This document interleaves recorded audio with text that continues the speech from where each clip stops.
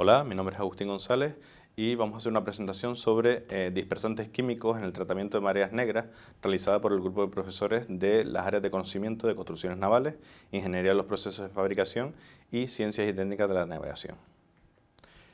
Vamos a ver qué son los dispersantes, cómo actúa un dispersante, cuáles son las condiciones en las que debemos aplicar los mismos, cómo se aplican, los beneficios e inconvenientes y los resultados de la aplicación de los dispersantes en un episodio de vertido de hidrocarburos.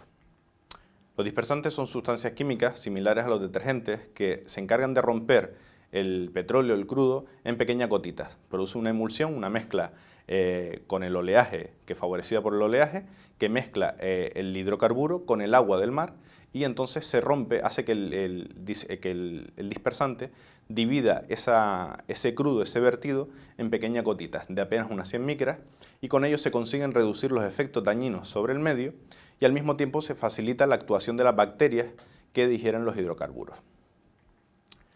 Tenemos distintos tipos de dispersantes. Es cierto que los dispersantes tienen muy mala fama en su utilización, precisamente a raíz de su utilización en el hundimiento del Torrey Canyon en el año 67. Se utilizaron lo que se llaman dispersantes de primera generación. Esos dispersantes, el resultado pues fue peor su utilización que básicamente el propio vertido, las consecuencias del propio vertido de hidrocarburos.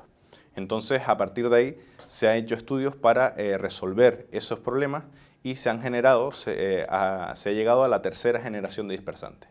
En primer lugar tenemos los dispersantes concentrados, que corresponden a la tercera generación, y su modo de aplicación va a ser diluidos desde buques o bien sin diluir desde buques o aeronaves. Y el tipo de disolvente que utilizan van a ser oxigenados, por ejemplo, éteres glicólicos o hidrocarburos no aromáticos.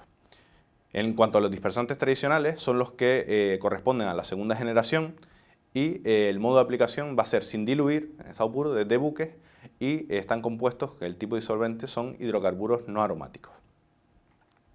¿Cómo actúa el dispersante? Pues bien, lo primero que se va a hacer es rociar de dispersante, como vemos en la imagen A, sobre la capa de hidrocarburo. El dispersante impregna el hidrocarburo y las moléculas de este dispersante lo que van a hacer es reducir la tensión superficial del mismo. Al dispersante divide la capa de petróleo en pequeñas gotas de crudo y las envuelve. Por último, a medida que actúa el dispersante, pues la capa de hidrocarburo va disminuyendo, con lo cual se favorece que las bacterias comedoras de hidrocarburos pues puedan hacer su función.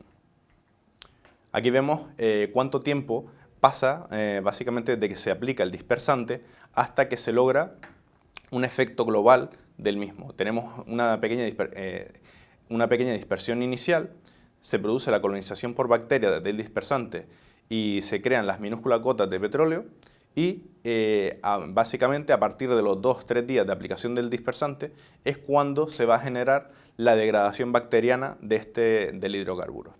Total que al cabo de un mes aproximadamente pues ya ha desaparecido prácticamente todo el hidrocarburo. Las condiciones de aplicación, tenemos que tener una serie de condiciones para aplicar el dispersante, no nos vale en cualquier momento. Entonces es importante una buena identificación de los recursos disponibles, la planificación eficaz del plan de intervención. Tenemos que tener en cuenta que cuando se produce un vertido de hidrocarburos tenemos un tiempo limitado para la respuesta. Entonces también tenemos un tiempo limitado para la aplicación de este dispersante. La respuesta tiene que ser rápida, la elección del dispersante tiene que ser adecuada en función del tipo de hidrocarburo que se haya vertido. Tiene que haber una buena estrategia para la aplicación del dispersante, ya sea desde aeronaves, desde buques, siempre elegir la mejor forma para evitar pérdidas en el producto. Tiene que haber un eficaz sistema de aplicación del agente dispersante y además el volumen de agua tiene que ser suficiente para asimilar los hidrocarburos dispersados. Las condiciones de aplicación tenemos que tener en cuenta que no podemos aplicar dispersantes en cualquier lugar. De hecho, existen países que no permiten aún la aplicación de dispersantes en sus aguas, pero en el caso de siempre todos estos países conllevan una normativa. La aplicación de estos dispersantes conlleva una normativa que se debe aplicar. En nuestro caso tenemos en esta tabla que en función de la cantidad derramada de hidrocarburos podremos, y en función de la distancia a la costa y la profundidad, pues podemos utilizar los dispersantes. Por ejemplo, Para una cantidad derramada de 10 toneladas, pues tenemos que tener como mínimo una distancia de media milla, separarnos media milla de la costa.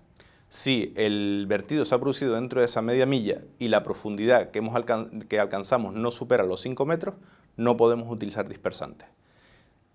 Igualmente, si la cantidad derramada son de 10 o de 100 o de 1000 toneladas, pues tenemos que separarnos una milla o 2,5 millas y alcanzar una profundidad de 10 a 15 metros para tener un determinado coeficiente de seguridad. Esto en Canarias no tiene tanto problema porque ganamos profundidad con alejarnos un poquito de la costa, con lo cual podríamos utilizar estos dispersantes y de hecho se han utilizado, por ejemplo, en el caso del Oleg Naidenov que se hundió recientemente.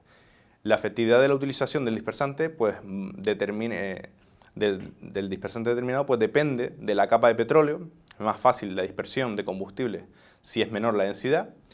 Las condiciones atmosféricas también son importantes para que permitan que se mezcle el dispersante con la capa de hidrocarburo y la rapidez con que se efectúa la aplicación. Aquí vemos distintos ejemplos de cómo se aplica el dispersante. Lo podemos hacer bien desde buques, desde aviones, ¿vale? O incluso en tierra podemos hacerlo una vez el vertido ha alcanzado la costa, pues podemos aplicar el dispersante directamente de forma manual. Los beneficios e inconvenientes. Hay sectores a favor y en contra de que se utilicen los dispersantes, pero normalmente vamos a lograr en primer lugar la división como beneficios, la división del derrame en pequeñas gotitas, el aumento de la velocidad e intensidad de evaporación de las fracciones volátiles, una disminución de la superficie afectada por el derrame, la biodegradación más rápida de los hidrocarburos, lo cual es importante, y no su persistencia en el medio, y la disminución de la probabilidad de que el crudo llegue a la costa de forma compacta, que es el chapapote que vamos a encontrar en las costas. Los inconvenientes, pues, cuando se produce la dispersión del hidrocarburo, pues hay una parte que se va a sumergir y va a profundidad del orden de a 1 a 10 metros. ¿Qué pasa? Que si la costa, si no tenemos en cuenta la profundidad que habíamos dicho anteriormente, pues se puede depositar sobre el fondo, como podemos ver en la imagen. En la mayoría para impedir la contaminación del lecho, pues del lecho marino, la mayoría de los dispersantes se han restringido para profundidades inferiores a 10 metros. Y la emulsión resultante se degrada de forma natural dentro del ecosistema marino, y eso es un beneficio añadido. Total, en los resultados de la aplicación del dispersante, pues podemos ver cómo quedaba tras 4 semanas, cómo queda la mancha de hidrocarburos sobre el agua. Prácticamente la misma ha desaparecido o se ha condensado de alguna forma, evitando que al llegar a la costa se produzca un daño mayor y se filtre dentro del sustrato.